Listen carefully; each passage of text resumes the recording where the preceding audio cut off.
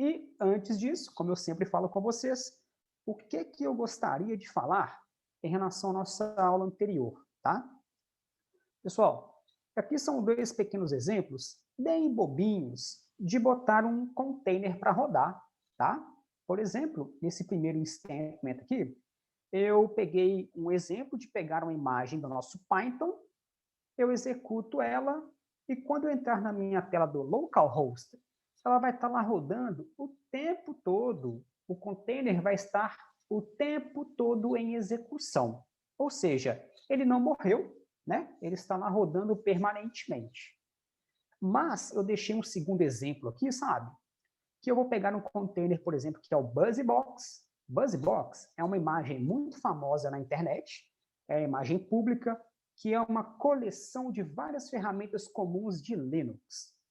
E esse pequeno exemplo na parte inferior, pessoal, ele literalmente vai lá, faz um ping em um IP específico, no meu caso é meu localhost, por 15 vezes, e depois ele morre. Então, com sua licença.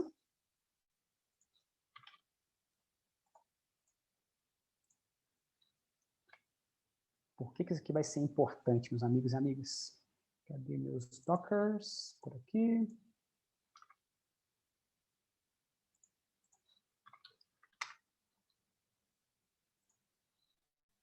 Aqui é outra coisinha.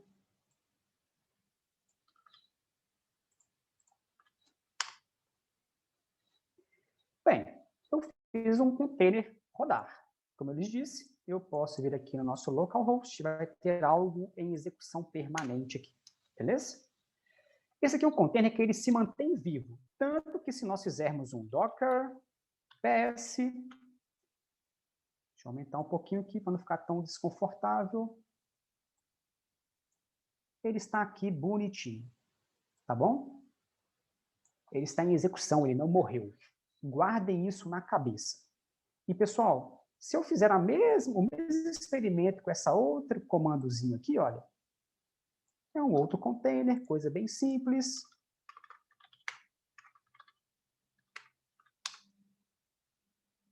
Alguma coisa aconteceu, né? Se eu chegar aqui e falar assim, docker ps, eu não vou conseguir ver, sabe, a imagem o tempo todo em execução. Sabe por quê? Vamos pegar aqui a "-a", tá? Que a "-a" mostra as imagens até que não estão em execução. Aqui já tem bastante coisa. Vamos pegar essa aqui, tá, pessoal? O "-a" falou o seguinte, esse container, ele até existiu, mas ele não está executando mais. Pessoal, guardem na cabeça o seguinte, container, dependendo da imagem que você colocar para rodar, ele pode entrar em execução e ele pode permanecer em execução. E se você pegar um container que você colocar um certo comando de entrada, nós vimos que os comandos de entrada são command, o CMD, ou o entral point. O container ele pode nascer, fazer algo e morrer, tá bom? Então, eu quero dizer isso para vocês pelo seguinte, só um instante.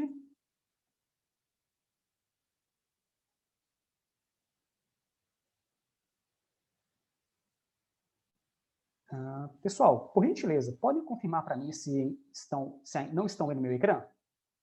Ou já estão conseguindo ver meu ecrã? Sim. Sim. Na apresentação do... Tá. Lara, perdão, tá? Acho que agora já está. Então, pessoal, olha só. Guardem na cabeça o seguinte comportamento.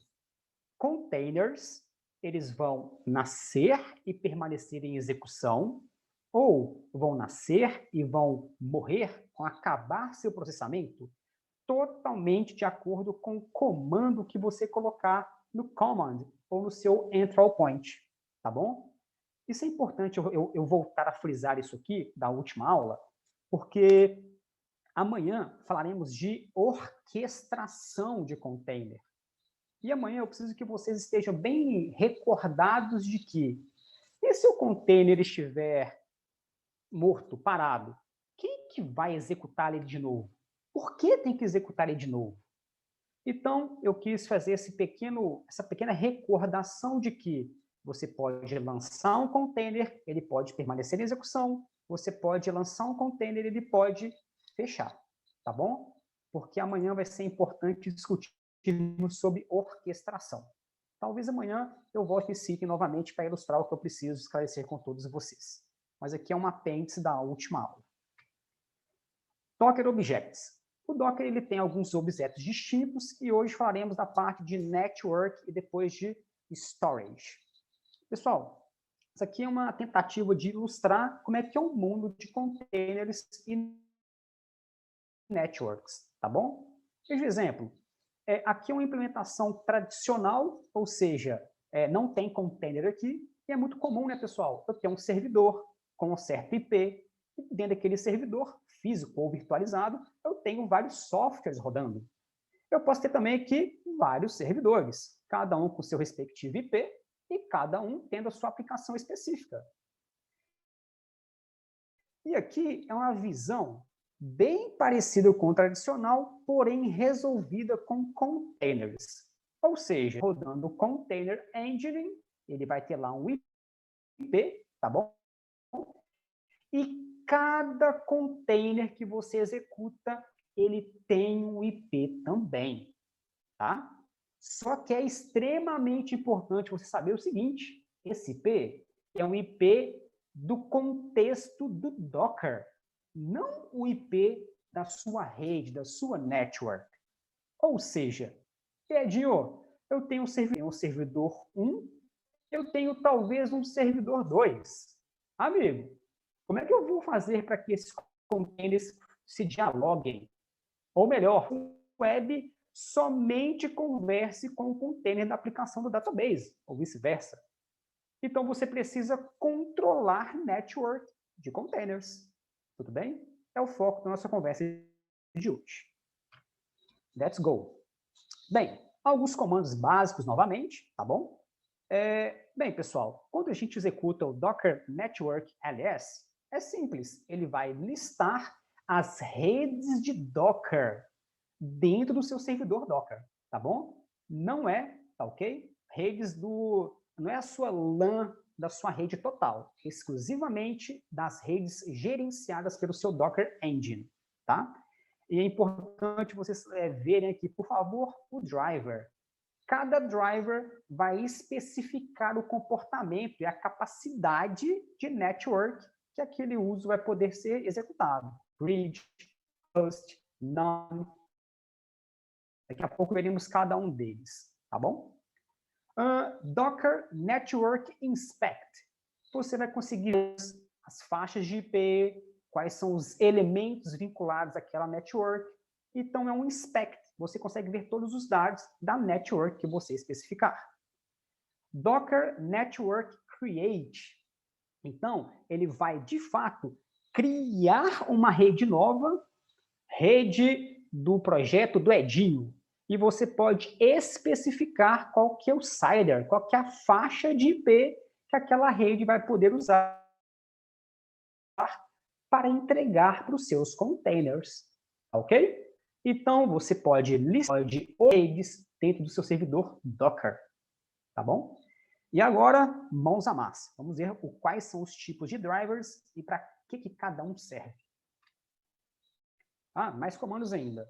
Pessoal, beleza. Concorda comigo que eu criei uma rede anteriormente e eu quero pegar só o IP, tá bom? Que está atrelado dentro de um certo container. Na aula anterior, eu passei alguns comandos e se vocês não se recordam, tem um comando que é o docker exec. Exec executa comandos dentro de um IP, tá bom? Esse comando que eu ilustrei à sua esquerda, docker exec, o container name ou container ID, se você colocar o sufixo IPA, ele vai listar para você, tá? O IP, ou melhor, os dados de network daquele container. Por quê? Depois eu quero entender, eu lancei 2 containers, quero fazer alguns testes entre eles, então você anota aí quais são os IPs que o DHCP do seu Docker Engine entregou para cada um, tá bom? O Docker Inspect, nós também tínhamos visto, que é uma forma de você, lancei um container, eu quero ver todos os dados possíveis. Se você usar o Docker Inspect, você também vai conseguir ver os dados de LAN, de network. Aqui eu deixei dois pequenos comandos aqui, né? Se você estiver no ambiente Linux, você pode dar um docker inspect tal container e fazer um pipe grep IP. Ele te dá só um IP do seu container. Ele ignora aquele tanto de outros dados. Idem para Windows. Você dá um pipe find string e bota o IP address. Só para você saber mais rapidamente qual é o IP do seu container, tá bom? Docker port. Pessoal, o tempo todo que eu mexo com network, eu posso especificar o fluxo da comunicação dos dados. Então, eu posso tanto passar o CIDR e meu IP, o IP está contido num bloco de CIDRs, beleza? E posso passar a porta. Então, Docker port, quando você pega de um container específico, ele vai te falar, olha, esse container aqui está saindo pela porta 1, 2, 3, 4. Não se esqueçam, na última aula, nós vimos que tem o comando docker run, e o docker run é onde você bota o container para rodar. E lembrem-se, Edinho, eu tenho no meu container, eu tenho uma aplicação que está dentro do container em NGX, e está na porta 3000, 3002, por exemplo, 32000, e quero que a pessoa faça o seu acesso pela porta 8080. Nós vimos que no comando docker run, eu posso passar o parâmetro P e especificar a porta que ele vai traduzir para o seu container. Aqui é para você resgatar, é para você visualizar a porta que você colocou no container, no ato do comando docker run, tá bom? Edinho, se eu tenho então um Dockerfile que tornou-se uma imagem, tá quietinha lá. Vi na última aula que o comando docker run inicia um container. E acabei de ver nessa aula que eu posso criar minha própria rede. Para você lançar um container, passando a rede para ele, basta o comando docker run.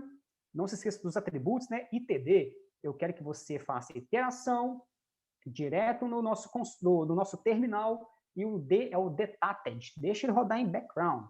O nome do nosso container e o prefixo importante aqui, sabe, pessoal? O argumento é o --net.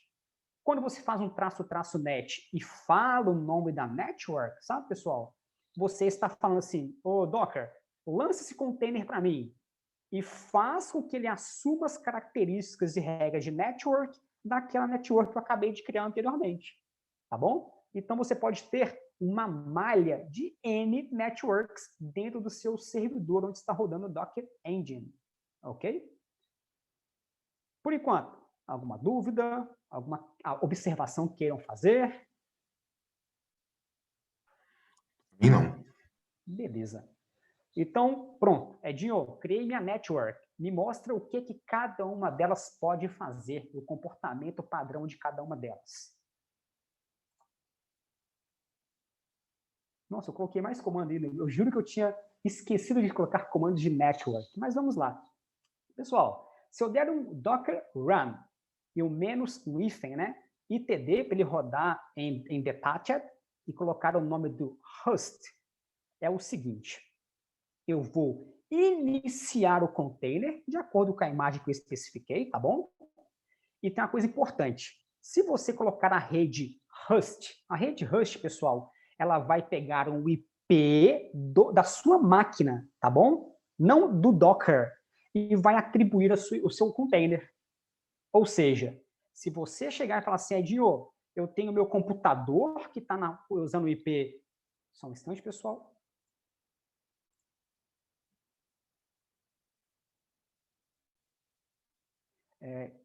Estamos numa servidor de internet com várias máquinas e cada um DHCP, ping trace. Exatamente, viu? Uma coisa que eu vou fazer com vocês aqui, André, e está no nosso material de hands-on, nós vamos lançar 2 containers, vamos colocar os dois numa mesma network, e sim, você consegue pingar, tá? Não só pelo nome do container, quanto pelo IP que cada um receber, tá ok? Bem idêntico a uma malha de network, tá ok? Beleza. Não sei se essa era a sua dúvida ou o seu questionamento. Só um instante, pessoal. Perfeito, André. Então, pessoal, especificamente na rede do tipo net host, você não criou nenhuma rede, tá, pessoal? Você está falando assim, o container, você vai assumir um IP que é do mesmo computador onde eu estou, não gerenciado pelo Docker Engine. Ou seja, quando eu chegar e usar aquele IP, eu estou dentro do container. Eu não estou passando por uma network e da network entrando no container. Tá ok? Bem, se eu chegar, pessoal, e fizer um docker run itd, nome do meu container, e fizer um link, aí agora começa a ficar a parte menos legal, que já começa a ficar tão complexo quanto o tema network é. Pessoal, olha só. E se eu quiser lançar um container 1 e um container 2, tá bom? E eu quero garantir, pessoal, que o container 1 só se comunique com o container 2. Porém, pessoal, eu quero garantir que a comunicação seja unidirecional, ou seja, eu não quero que o container 2, sabe, devolva pacotes para o container 1. Por exemplo, eu posso ter um servidor web, esse cara ele pode ser unidirecional, mas eu tenho um servidor, Edinho, só que armazena os logs. Esse servidor ele tem que só receber os logs do servidor web. Então, existe uma capacidade de container Docker Network chamado link. O link é para você garantir que um container dialogue com outro container, tá bom? Mas garantindo a comunicação unidirecional. Ou seja, o container target, o que fica na ponta, ele não conseguirá devolver pacotes para o container source. Tá ok? Um exemplo muito simples é se você quiser um container web, esse recebe conexões, devolve pacotes, etc. E você tem um container para armazenar logs. Este não, Edinho. Esse aqui, ele recebe conexões de várias pessoas, mas ele nunca devolve pacote para quem o chamou. Você pode criar um link entre containers. Tá bom? Bem, Edinho, e se eu quiser uma comunicação duplex? Aí não tem problema, tá, pessoal? Quando você lança 2 containers dentro de um mesmo servidor host, tá? Você já tem automaticamente comunicação bidirecional entre eles, se não tiver outra regra de firewall no meio do caminho, tá bom? Docker Link é uma capacidade muito exclusiva do Docker para garantir esse unidirecionamento, ok? Bem, se eu fizer um Docker, eu cheguei, né, pessoal, e criei um link entre o container 1 e o 2. Para você fazer um teste na prática, executem um Docker exec. Edinho, eu quero fazer uma execução de um ping do container 1 no container 2. Ah, legal, Edinho, porque eu fiz o link previamente. E depois, pessoal, façam um ping do container 2 para o container 1. Ele vai falar assim, olha, eu não achei o container 1. Não é que ele não achou, pessoal, é porque o link foi unidirecional. Ele não permite que o outro container dialogue com o container de target. Tudo bem? Por enquanto, esses 2 tipos de network, que é o host, a capacidade de link, por enquanto está tranquilo, galera? Esse ainda não tenho desenhos bonitos, os próximos eu tenho já alguns designs que eu quero explicar a comunicação entre eles, tá bom? Beleza, André. Aqui já fica mais visível alguns motivos, tá, pessoal? Edinho, não estou interessado em lançar um container e ele assumir o IP do meu computador local, porque não é essa a minha realidade. Eu vou trabalhar em uma empresa e na minha empresa eu vou ter uma rede de LAN, eu vou ter servidores, então eu não quero uma coisa tão, entre aspas, caseira. Então eu quero alguns tipos mais complexos de drive de network. E nesse instante começaremos pelo driver do tipo bridge, que é ponte. Bem, pessoal, vamos entender um pouquinho a nossa esquerda aqui, beleza? Edinho, eu tenho aqui um servidor, esse Rush aqui, pessoal, nosso servidor que está hospedando nossos containers, tá bom? Eu tenho um container de banco de dados, eu tenho um container de web, tá? Um servidor web qualquer. Beleza, nós vimos que cada container recebe seu IP, muito simples. Vimos, né, pessoal, que um IP ele pode também ter uma porta específica, ou seja, quando eu quiser consumir esse container, eu vou entrar pela porta 5000, tá bom? E, Edinho, Eu quero, então, uma forma de network onde eu controle, onde eu tenho uma ponte de comunicação entre esses meus containers. Então, o driver mais comum, o driver default do seu servidor Docker Engine é o bridge.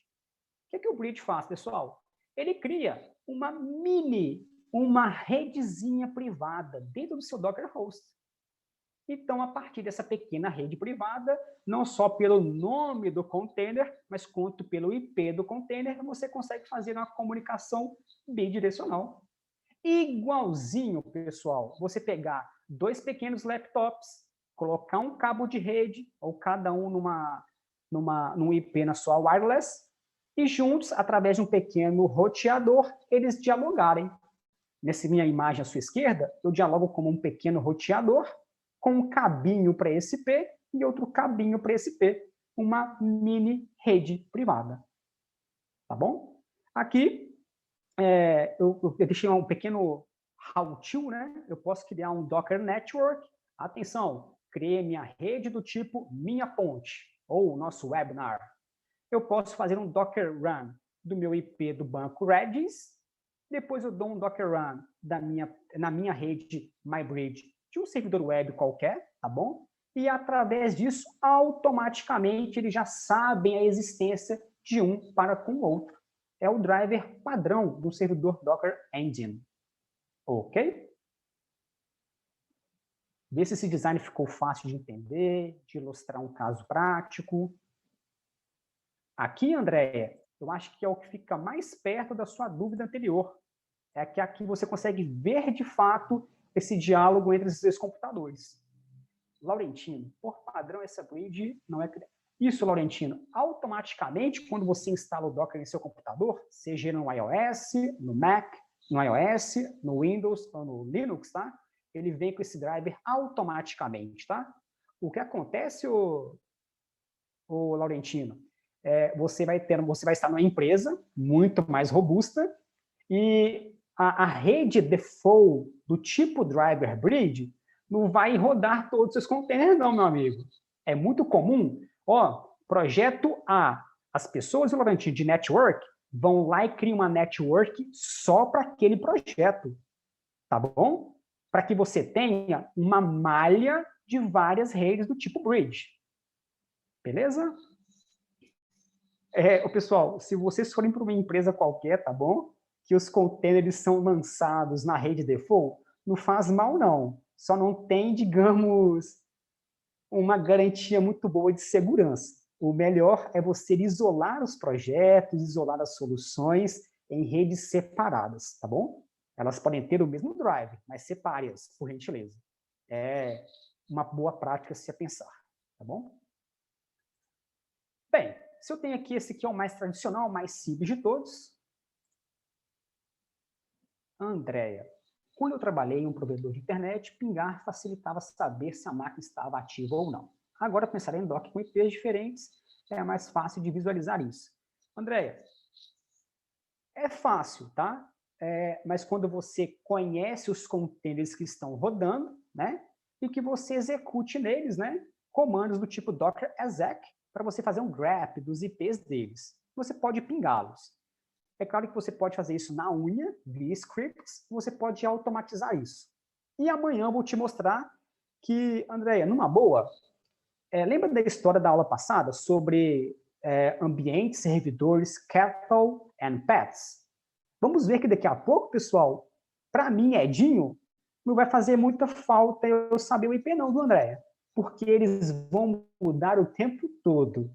E vai ter um tal orquestrador aí por trás que vai me garantir que, Edinho, me passe as redes corretas, não se preocupe se o container morrer e ganhar um outro IP, que as coisas vão continuar funcionando, tá bom? Então, vai ter um nível de abstração bem maior do que esse, como é que eu falo, esse jeito meio tradicional de se observar as soluções web, ou melhor, soluções de tecnologia, tá bom?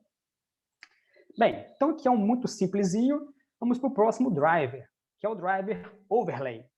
É o seguinte, pessoal, nós tínhamos visto no slide anterior que nós tínhamos 2 containers dentro do mesmo host, né? E aí foi fácil criar uma rede interna privada. Mas quando nós começamos a nossa aula de hoje, eu fiz uma ilustração, eu posso ter um servidor de container com um container A, né? Eu posso ter um outro servidor, e nesse outro servidor tem um outro container. E aqui, qual que é a diferença? Eu não tenho uma bridge, eu tenho uma, entre aspas, bridge, mas que vai ser chamada de overlay, tá bom?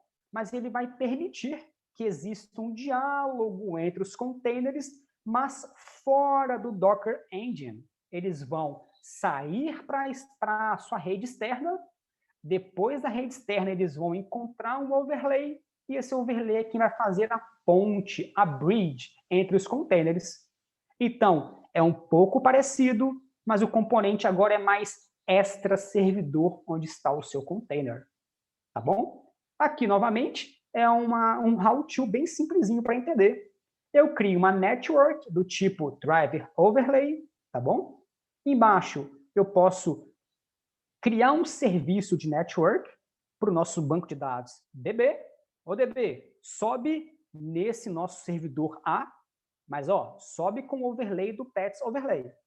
Em outro servidor, eu lanço meu sistema web, mas especifico. Saiba que você pode dialogar com outros containers para o mesmo Pets Overlay.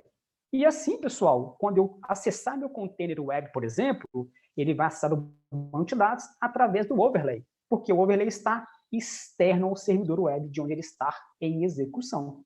Ok? Eu só não vou dizer que é totalmente parecido com Bridge, porque a parte de comunicação difere. Porque aqui eu já estou vindo para a camada de LAN da minha empresa. E depois da LAN, eu encontro o overlay e assim ele fecha a comunicação. Mas a lógica de diálogo é muito parecida. Tudo bem? Laurentino, aqui é outro exemplo, né? Ô Edinho, por que você criou então uma nova rede? É um exemplo, eu posso ter uma empresa A, que é a empresa que toma conta de todos os meus sistemas de segurança, e lá tem um servidor bruto com os meus containers, e eu quero criar na minha empresa outro servidor para os meus bancos de dados. Por exemplo, aqui eu fui obrigado a criar uma network com o driver Pets, com o driver overlay, para conseguir essa comunicação. Então, pessoal, em empresas, procurem sempre criar essas redes adicionais. Não usem muito a parte default, não, principalmente para ambientes produtivos. Pode usar as redes default para testes, para ambiente de dev, mas para a parte produtiva, criem novas networks. É claro, avalie o tipo de driver para saber qual que é mais adequado para o tipo de comunicação entre sua arquitetura. Tá bom? Tranquilo a parte de overlay, parecida, mas externa ao container, mas na camada de exatamente da network da empresa. Ok.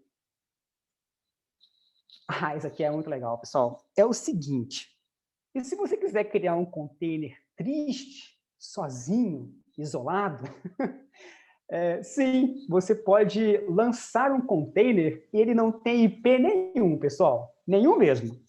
Ou seja, ele pode até, como é que eu posso te dizer? Ele pode receber uma certa tarefa, ele é um batch, né? Eu uso muito isso aqui para processar coisas, tá? Ele pode receber uma tarefa, ele executa a tarefa e morre, por exemplo, tá?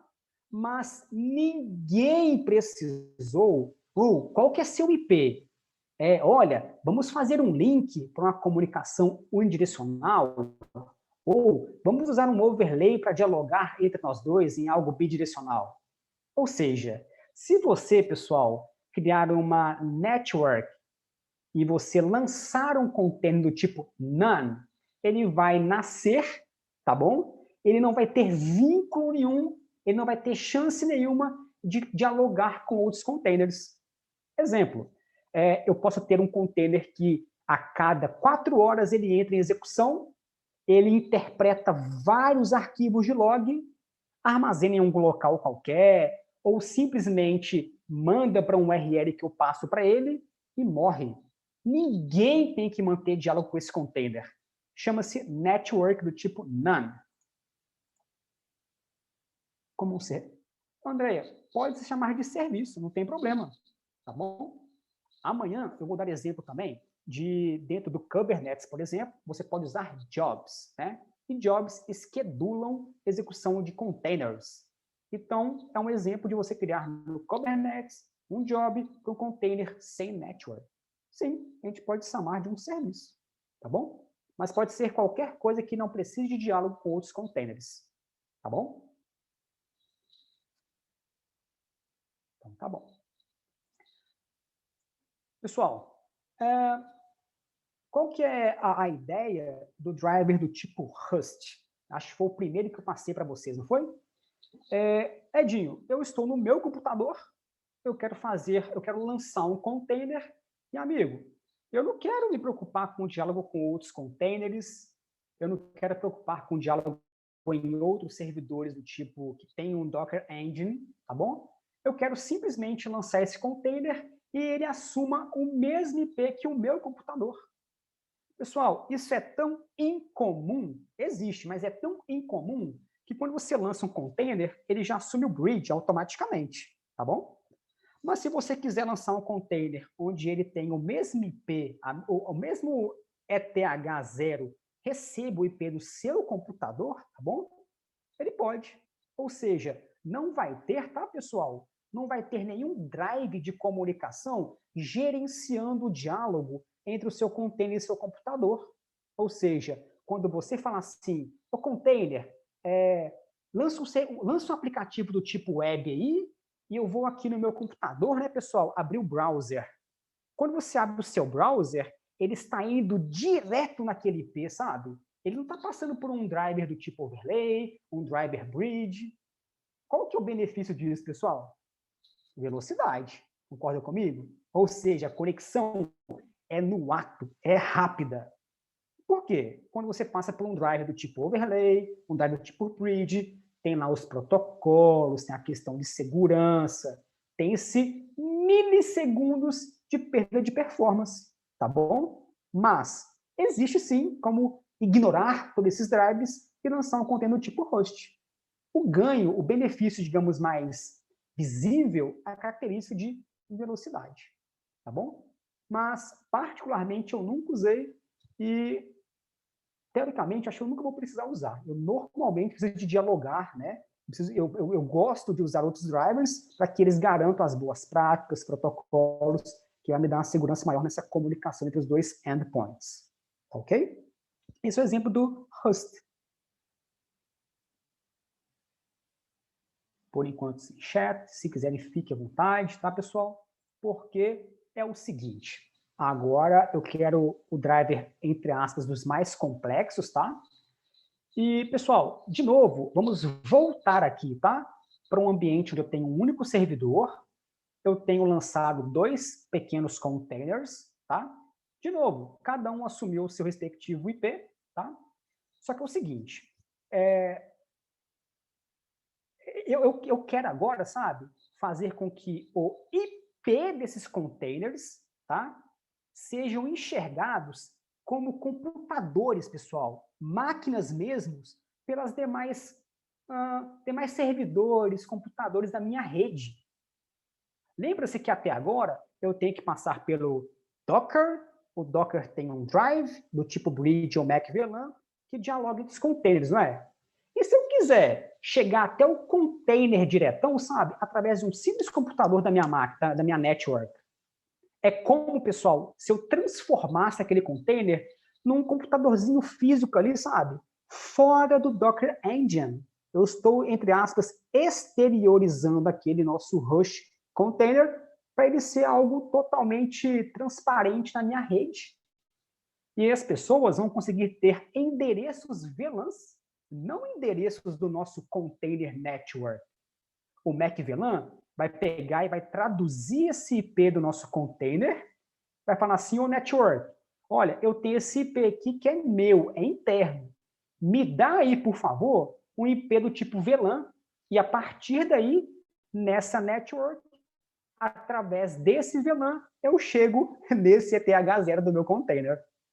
Então, eu estou exteriorizando esses meus containers para trabalhar, né, como uma máquina realmente na minha rede. Tudo bem? É outro tipo de driver que eu não usei. Na verdade, amanhã, sem desapontá-los, eu vou lhes dizer que cada vez mais menos eu especifico driver de rede quando eu uso orquestradores totalmente transparentes. Como eu dei exemplo, Amazon SS Fargate, Google Cloud Cloud Run e o Azure Containers. Tá bom? Bem, Andréia, aqui, sabe, você teria ainda mais aquela percepção da sua primeira pergunta, né? Olha, Edinho, é como se estivesse numa rede, pingando os hosts, etc. Aqui você estaria totalmente podendo ver na sua network, na sua VLAN, esses IPs, e sabendo que esses IPs são de containers. É ainda mais real para a nossa arquitetura tradicional de network. Tá bom? Pensei em areas de domínios? Não seria muito eles não, tá, André? Seria realmente VLANs, IPs finais para esses containers. Tá bom? É literalmente uma tradução do IP interno do container para o IP externo assumido na sua VLAN. Tá bom? Ok. Se não me engano, esse aqui é o último driver do nosso objeto de network. E agora começa a parte, não é que é menos complexa, mas em relação a network, sim, eu digo que é menos complexo.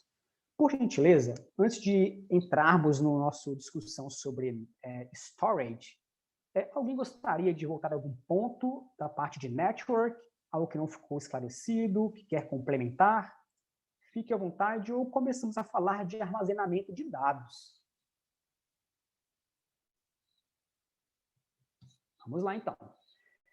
Pessoal, não se esqueçam, né? Nós vimos em nossa última aula que o container nasceu para morrer. Não que ele nasceu com esse propósito, mas se ele morresse, ele por um... Com licença. Agora vem a parte boa, dados, concorda, Andréia?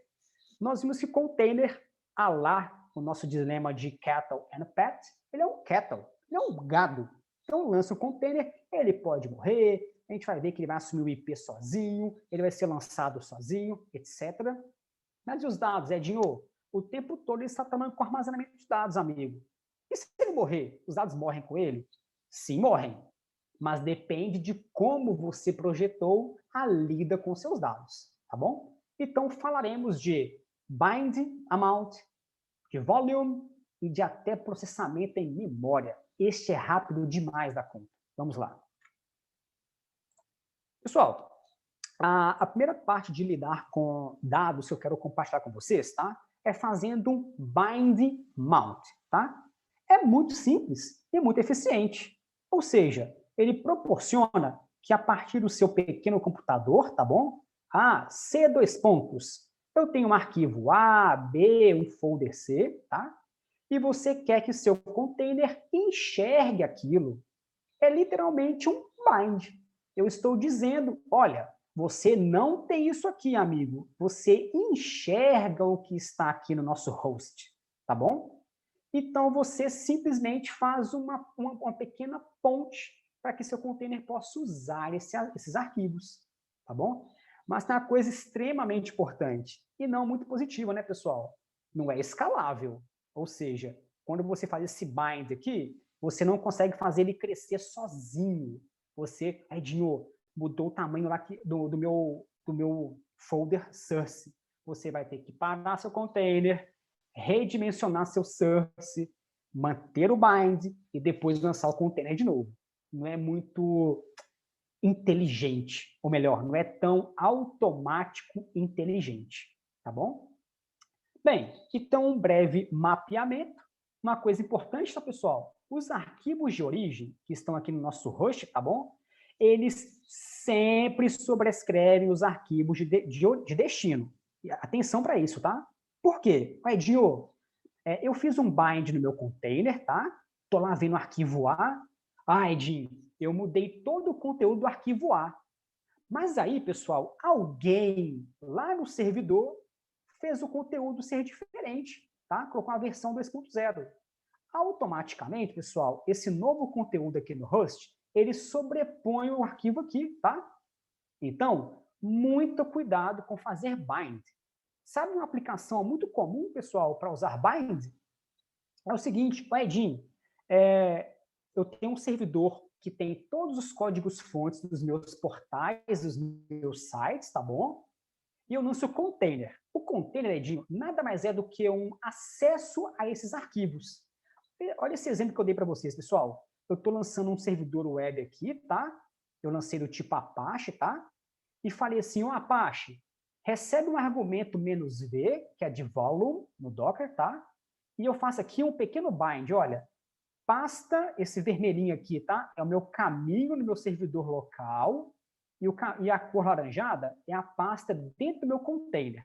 Ou seja, eu, Edinho, já sei que no servidor que tem Apache, o Apache, sempre que ele é iniciado, né? Ele vai nesse path aqui, user, local, Apache 2 HTTP docs, e já tenta exibir o conteúdo, né? O servidor, o site que ali estiver armazenado. Ou seja, eu estou criando um bind, onde esse container, quando entrar em execução, vai exibir os arquivos do meu site. E aí, Edinho, tem uma versão nova do meu site, amigo. Você não vai mexer, sabe, no seu container, tá? Você vai mexer no seu servidor de arquivos, onde está o seu conteúdo do seu site, e ao fazer isso, seu container sabe desse novo conteúdo, tá bom? Não se esqueçam, bind, apenas uma ponte entre o seu servidor e o seu container. É eficiente, não é escalável, e sempre que os arquivos na origem são atualizados, ele sobrepõe o que está no container, porque lá está apenas um bind. Tudo bem? Esse aqui eu achei muito tradicional, né? Alguém tem algum tipo de dúvida, por gentileza? Ou podemos passar pelo próximo? Acho que isso aqui é uma ilustração mais cotidiana do nosso dia a dia. Agora é o seguinte, pessoal. Edinho, eu tenho um sistema aqui, amigão, que ele cresce demasiadamente. A Andrea tem uma demanda nova lá, que o container dela gera muitos dados, gera muito log. Então, nós já vimos que o bind não é útil, né, pessoal? Porque o bind não escala, e vai que a Andrea manda toneladas de arquivos para a gente. Então, é o seguinte, e se eu chegar e fazer um bind do tipo volume? Como é que funciona, pessoal? O volume, ele é gerenciado pelo Docker. Ele consegue saber onde que é o local de origem, onde que é o local de destino. Ele consegue fazer uma amarração entre o container e esse local de destino, tá bom? Então, ele é realmente mais inteligente e aderente do que um bind, tá bom? Bem, os arquivos de origem nesse momento, pessoal, estão lá no nosso host, tá? E eles não sobrescrevem o destino. E vice-versa, tá, pessoal? Eu posso ter um arquivo aqui, tá? E ele receber, eu posso colocar arquivos aqui e o container sabe que tem arquivos novos, ou eu posso colocar os arquivos no container, que na verdade o container, pessoal, vai estar guardando dentro do volume. Então, existe um diálogo, digamos, recíproco aí, sabe? O host pode colocar arquivos e modificá-los, e o container pode colocar arquivos e também modificá-los, tá bom? Então é muito útil quando você quer compartilhar conteúdos entre vários hosts remotos, entre o seu container e outro container, seu container e um servidor remoto, seu container e um servidor on-premise, tá bom? E a parte mais importante, né? O bind nós vimos que é muito cru, né? O bind, você visualiza o arquivo, e mais nada, não tem camada de segurança nisso aí. Quando você usa o Docker Volume, você consegue fazer a parte de criptografia. Fica muito mais seguro, tá bom? Bem, Edinho, eu lancei um container, amigo, e falei assim, ô container, você vai trabalhar com arquivos e você até pode produzir arquivos. E é o seguinte, eu não tenho servidor na minha empresa para suportar isso não, cara. Por que, pessoal, que eu deixo esses 3 exemplos aqui, tá? Amazon EFS, Google Cloud Storage e até o File Storage da Azure. Bem, vimos que o container pode nascer e morrer. Então, a gente tem que guardar os arquivos em algum local. Vimos que o bind, ele é só, digamos, do host para o container. Do host para o container. E aqui, no volume, eu coloquei aqui grandes locais de armazenamento, tá? Onde você pode vincular ao seu Docker e o Docker pode entregar para o seu container. Então, pessoal, o Docker Volume são locais de armazenamento de dados gerenciados pelo Docker Engine e você pode usar locais totalmente externos, outros tipos de protocolo. Amazon FS é fantástico, o Elastic File Systems, o Google Cloud Storage, você guardar objetos do tipo blob, objeto em geral, e o próprio Azure Storage, tá bom? Bem, sabe quando a gente falou do nosso bind? O Docker, ele não está nem aí para o bind, tá, pessoal? Ele não gerencia binds. Ao contrário do Docker Volume, tá? O Volume, ele realmente sabe quem que é, ele sabe o diálogo entre a sua ponte externa e o container que está utilizando. Então, o Docker Volume, ele é gerenciável pelo próprio servidor Docker, tá bom? Sem querer ser coercitivo com vocês, experimentem sempre o Volume. É mais gerenciável, você tem mais controle sobre ele. O Bind, só para situações do tipo read-only, tá bom? Não é que evitem-no, mas saibam quando melhor utilizar o Volume. É mais utilizável do que o Bind. Tudo bem? Bem, dúvidas na parte do Docker Volume? A coisa importante, a forma de você lançar um volume é igual, tá, pessoal?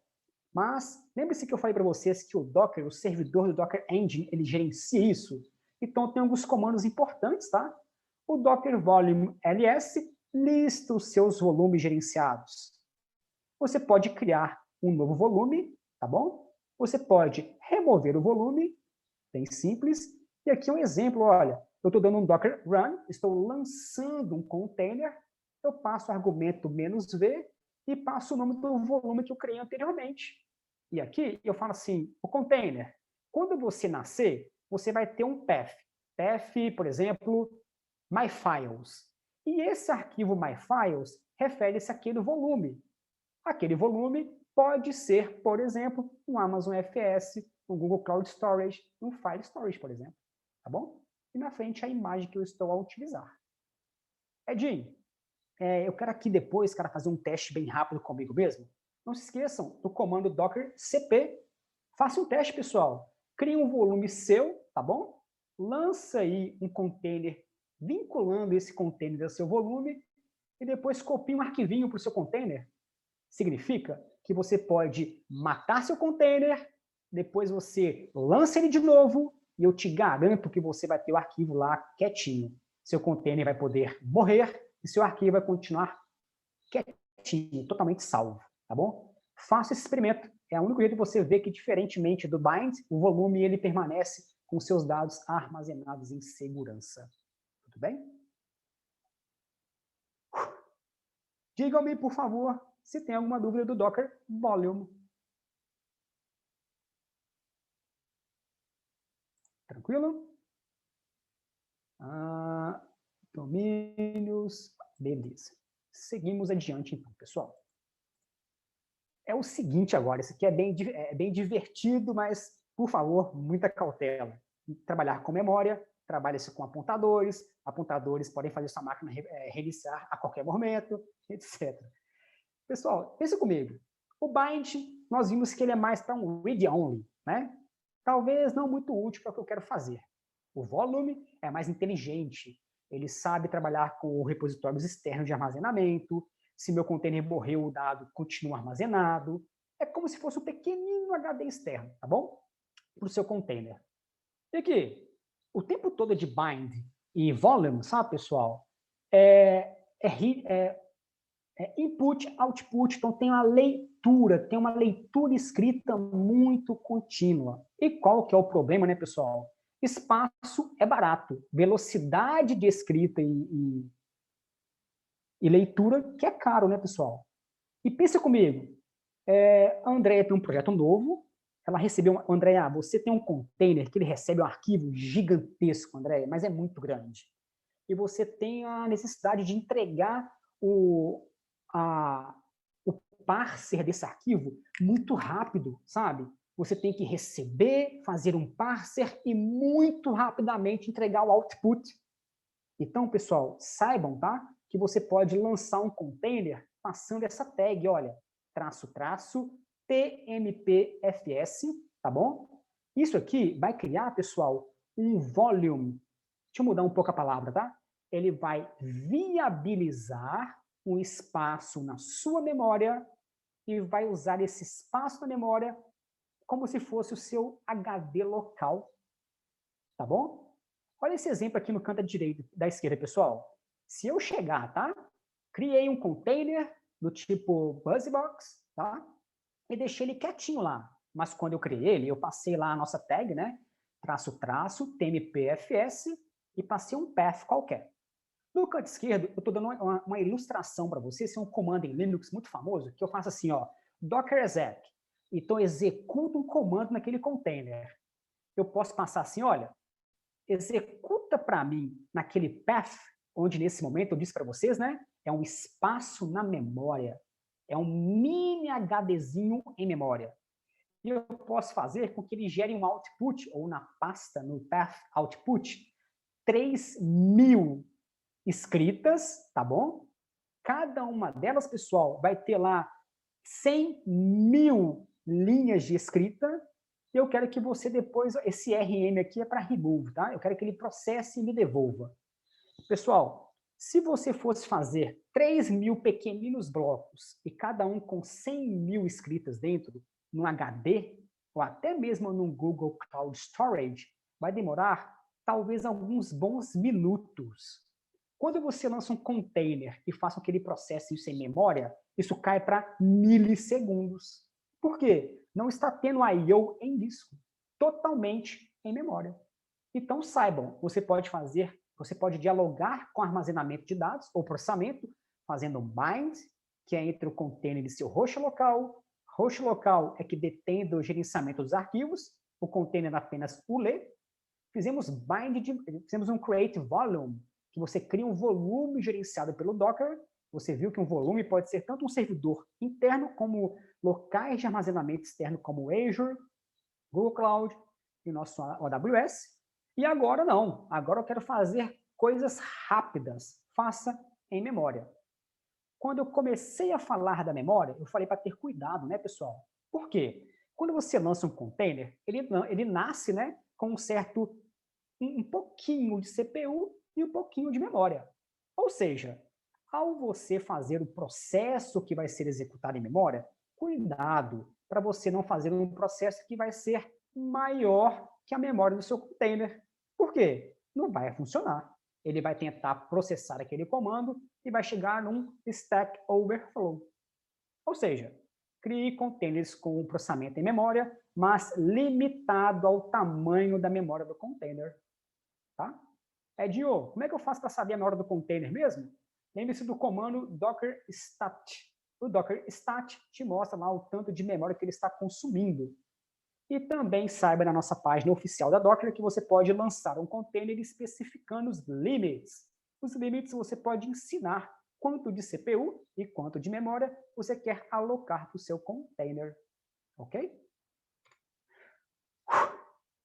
Pessoal, por hoje falamos, desculpa esses 2 minutos a mais, nós falamos de network e falamos de storage. Digam-me se possuem dúvidas e se querem questionar alguma outra coisa. Peraí que não está abrindo o chat, pessoal. Abriu. André, aqui, ó. Vou deixar abastecido antes de começar a próxima, tá? Pessoal, um último pedido a todos vocês, tá bom? Deixa eu fechar aqui rapidamente a minha apresentação. Tudo isso que vimos, novamente, está em nosso documento de hands-on, para que você realmente experimente e veja que tudo isso que nós falamos existe, funciona e é fácil de aprender, tá? Eu gostaria de pedir o seguinte, todo o término de nosso evento de webinar é tirado uma foto de todos os participantes que estão juntos, deixa eu interromper aqui, e essa foto depois é utilizada em nossos materiais internos, para novas divulgações,